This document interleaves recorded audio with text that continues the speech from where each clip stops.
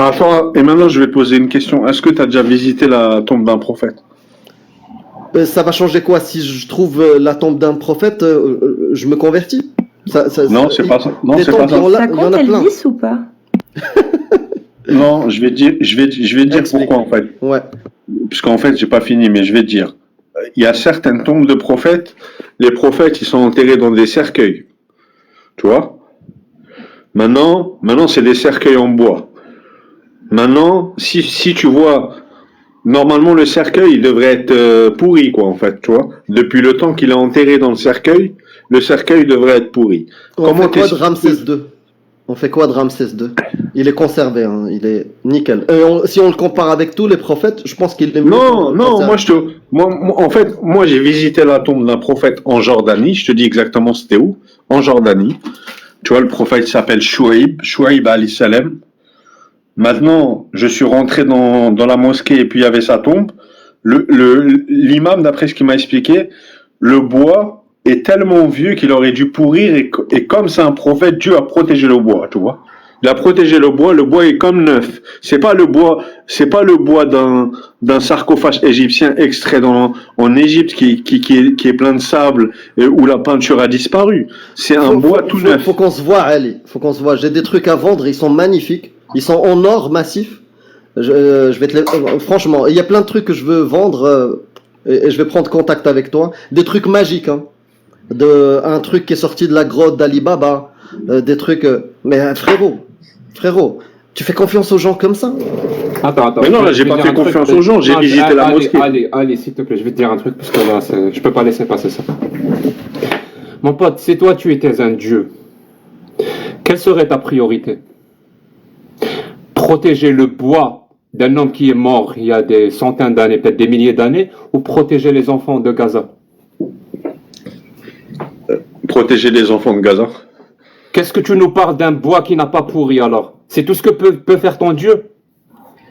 Ah ben non, mais protéger les enfants de Gaza, Dieu il nous laisse faire ce qu'on veut. Après, si tu tues des gens, bah, tu vas payer. Il est incapable de protéger les enfants de Gaza. Il peut pas. Non, il est capable. Il est capable.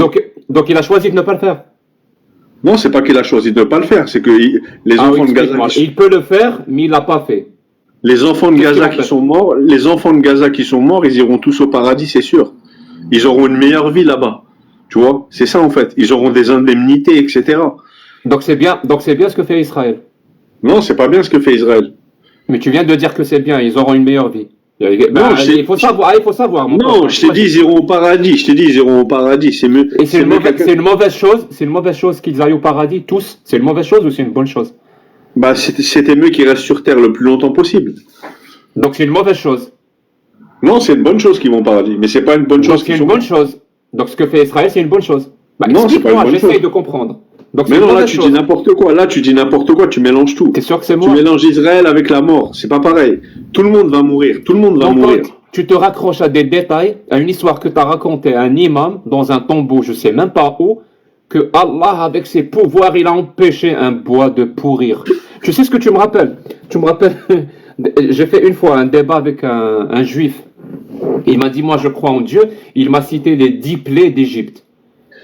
Parce que Dieu voulait protéger Moïse et l'envoyer à la terre promise ou je ne sais quoi. Et je lui ai dit, comment ton Dieu, il a protégé Moïse? Il m'a dit, il a fait pleuvoir une pluie de grenouilles. Quoi? Il a fait pleuvoir une pluie de grenouilles. C'est-à-dire ton Dieu, pour protéger son prophète et son peuple, au lieu d'obliger, parce qu'il a le pouvoir d'obliger Pharaon à laisser partir tout simplement, c'est Dieu, il peut tout faire, il préfère faire tomber une pluie de grenouilles, à transformer le Nil en rouge. Tu ne penses pas que ces histoires-là, c'est de la superstition qui n'a aucun sens, mon pote? Vraiment, elle n'a aucun sens. Et tu veux qu'on te raconte ce qu'il y a dans les textes islamiques ou est-ce que tu es à ton maximum? Tu veux qu'on te raconte l'histoire du prophète avec les propres textes de l'islam sunnite, ce qu'il a fait?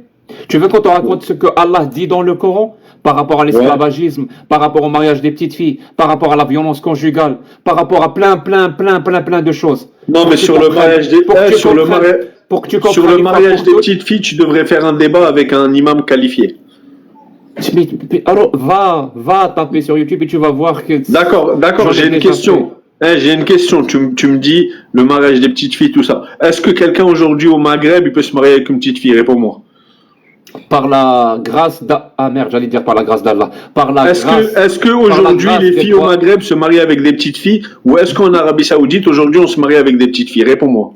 Alors, par la grâce de la Déclaration universelle du droit de l'homme et du citoyen de 1948, par la grâce de la Déclaration des droits des enfants de 1959 et de 1988, vous me corrigez si je me trompe, ben on peut plus commettre ce genre d'atrocité. Ben voilà. C'est ben pas voilà. grâce à Allah. C'est pas grâce à Allah préfère, d'après toi. J'ai jamais dit que c'était grâce à protéger- Allah. J'ai jamais dit que c'était grâce à Allah. Allah préfère protéger le bois de pourrir.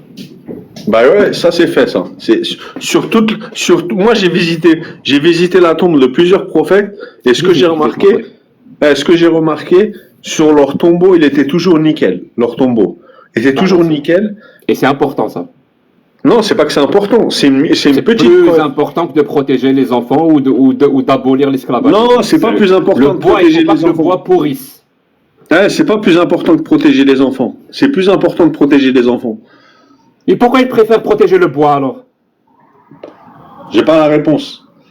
Il n'y a pas de réponse. La seule réponse, et je te défie de me donner une réponse plus rationnelle que celle-là. C'est que quand Allah parle, quand le prophète parle, ben c'est pas un dieu et c'est pas un prophète. C'est des êtres humains du 7e siècle, ignorants,